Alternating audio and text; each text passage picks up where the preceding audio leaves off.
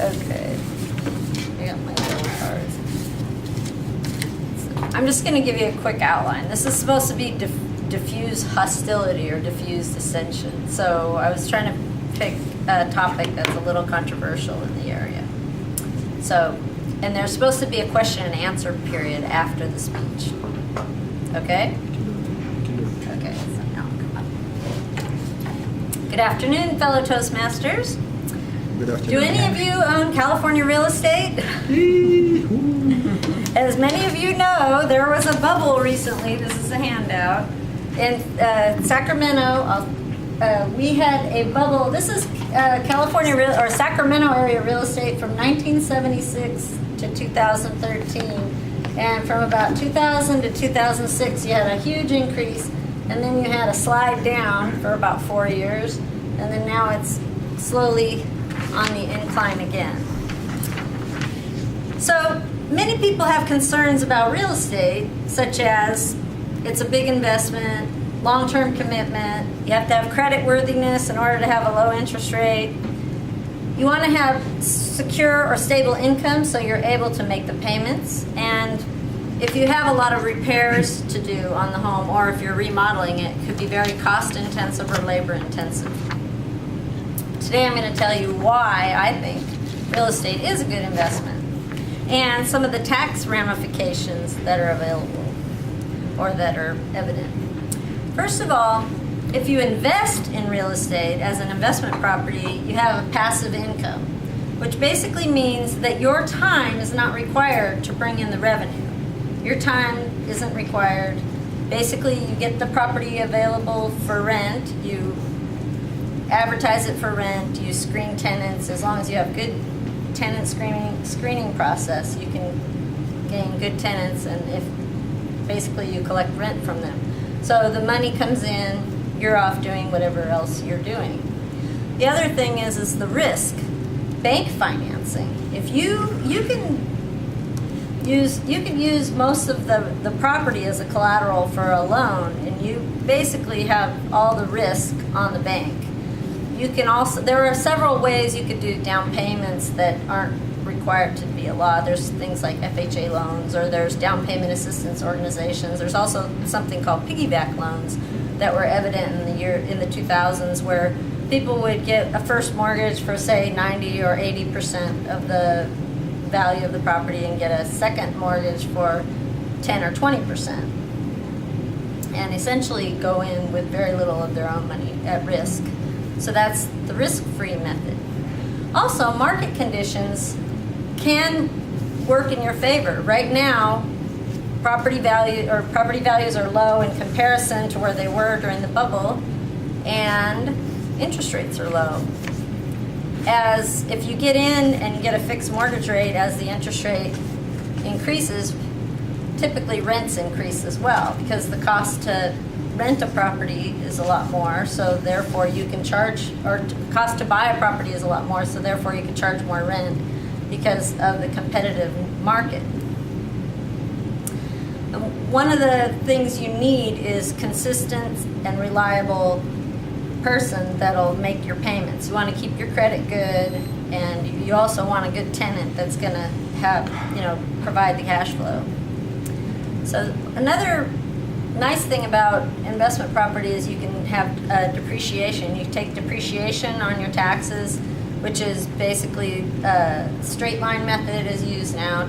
Residential rental is 27 and a half years, and I think commercial is like 31 and a half. I'm not sure if it's still the rule, but basically you get a deduction for the building, the actual improvements on the land. You have to take out a portion for the land because that's not depreciable, but you get a deduction for the building. And then you also get to deduct your interest, your property taxes, your hazard insurance, and any repairs and maintenance that you make that aren't long-term. You would capitalize any repairs that are long-term, like a new roof or something like that. That would benefit you long-term.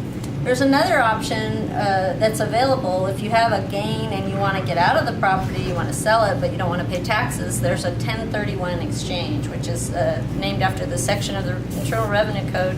It's called a like-kind exchange. But anyway, you want to plan to make money. You want to plan to have the value go up and pay down the mortgage as you make these consistent payments. You're gaining equity. And so I would say that I could tactfully refute the opposition about big investment, long-term commitment, and fear that a lot of people have discussed during the last few years. A lot of people were hesitant to get into the real estate market, but I think it's a good investment. I think the government supports the banks, and that someone, they don't like with TARP and everything else, I don't believe that they would allow our market to die that bad, to go that bad. So ultimately, I wanted to tell you that I think real estate is a good investment. The risk can be shifted to others, and the reward can be very good for you individually, as long as you buy low and sell high or collect rent, to meet your payment. Thank you. Any questions for us? You're ready to answer, yes. please. Oh yes, anybody have questions and answers about this? About, Do you want to ask us or you? oh, you're supposed to ask me. Okay. If you have questions, like how do you advertise for tenants or something like that? Do you have a rental property? Yes. What's your experience? How many years you have it? Well, one I've had for almost 8 years, and I'm on my second tenant. My first tenant was there 2.5 years. My second tenant's been in it for almost 5 years last August. So. Do you have positive cash flow?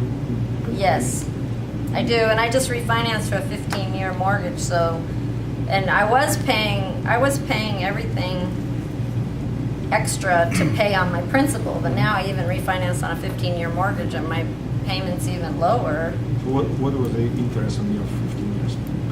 3.5%. I used to have a 4.875 20-year fixed, and so I went down to 3.5% 15-year on an investment property. But it was new construction in 1999, so but I'd had to do improvements to the backyard and everything. But I think it's a good investment. It's a nice house. I wouldn't mind living in it again. How do you feel starting from 2005 and when property were going year after year down?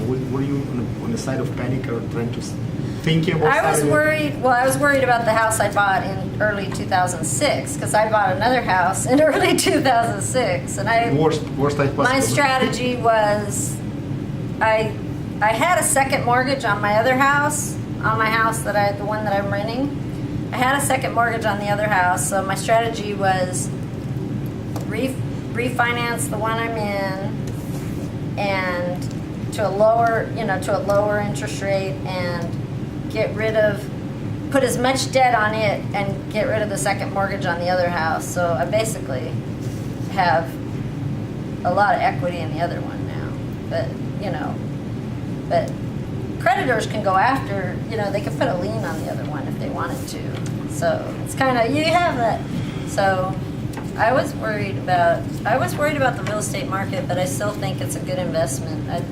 Because like one of the things that happens with the stock market is it goes up and then it goes down, and we saw what happened with the Silicon Valley and everything, with all the bubble, the tech bubble and everything. It's much. Real estate is something that people need to live. If you have residential real estate, people need to live in a property, in a home. And if it's a nice home in a nice neighborhood, people are going to want to live there. So that's basically what I would recommend. Get a nice home in a nice neighborhood that people are willing to pay the rent for because they want to stay in it. They don't want to. People have different personality itself. Every one of them. What do you think? Is it all people can be a real estate investor, or only certain kind of people can be real estate investor? There's people who taking advantage of some people who have difficult time to say no to somebody who is have bad Well, credit and if you 7 have kids. to let's hire, say. yeah, I recommend that if you don't feel like you can screen your tenants wisely, or if you can manage the property wisely, you need to get someone to do it for you. Because that's, could be a problem. I had a property back I moved away. I rented out my house back in the 90s, or the early 90s. I moved away, and I had tenants that quit paying the rent, and I had property managers because I moved away, and that was really a good thing that I had property managers because they got them to move fast. I mean, they didn't pay the rent, they made them move fast, so that's important. If you, so I've had the experience over the years. I mean, it's not always perfect, but I wish I would have held on to that one. How would you find a property manager here? Well, when I did it, I looked through the yellow pages, and then I just started asking a lot of questions. I was good at interviewing them, finding out What kind of things would you ask? what would happen if I didn't pay my rent, or what kind of credit reports do you, what kind of issues on credit reports do you look at?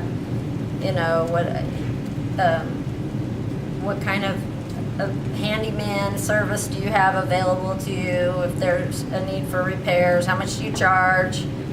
Ask how much do they charge for the property management services or collecting the rent. They have different levels of service. Sometimes they just collect rent, other times they do more than that.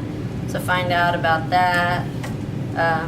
Move in, move out services, whether they do, the walkthrough, if there's a walkthrough, whether they don't, whether they take photographs. What's the basic price for property managers, starting from what level? Let's say just collecting the rent and I was screening trying to tenants, remember. whatever. I don't have a property manager now, but I used to. I think